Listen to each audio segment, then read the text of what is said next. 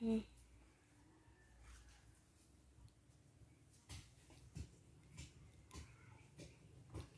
Đó,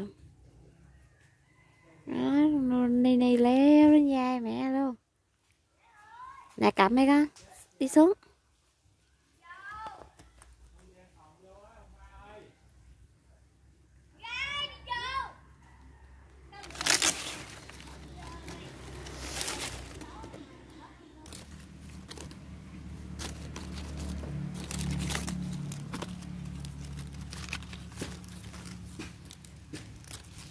Chú ăn được hả con?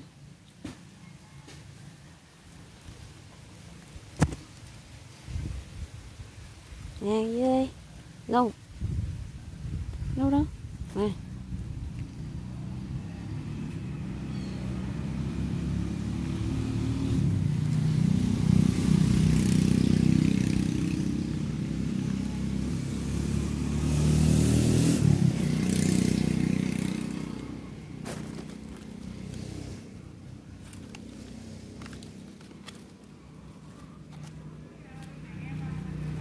Cắn này con, cạp ngon lắm, dưa gọt ngon mà.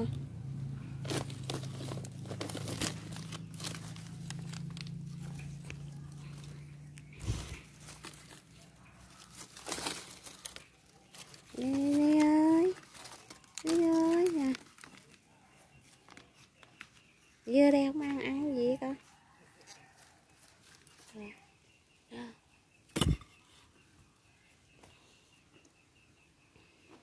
Ừ. Cầm, hai tay cầm. Ừ. Cầm để rớt nè, cầm chặt nè. No. Ừ, cầm chặt này nè, này ăn ngon nè, này ăn ngon nè.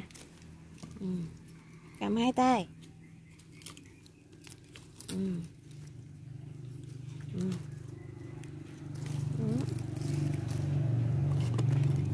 À, lụm nè, đây nè, đây nè. Nè, đây nè, này ngon nè con. Này con nè con. Bé ơi, này ngon nè con. Ừ.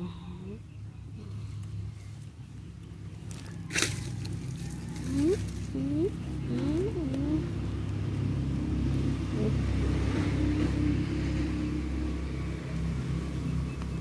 Rớt vậy nè, thầy lụm cho. Ừ. Ừ, cầm nè.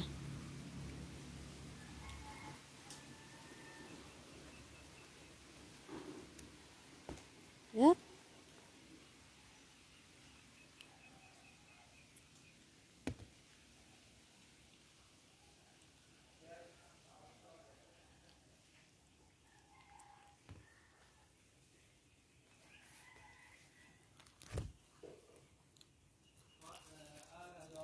Ừ.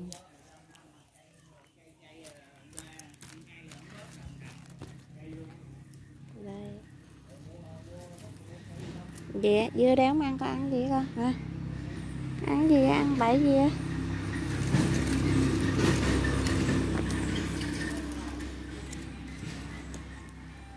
Đây.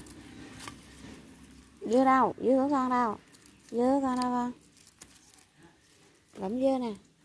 Lụm dưa lên nè. Ừ.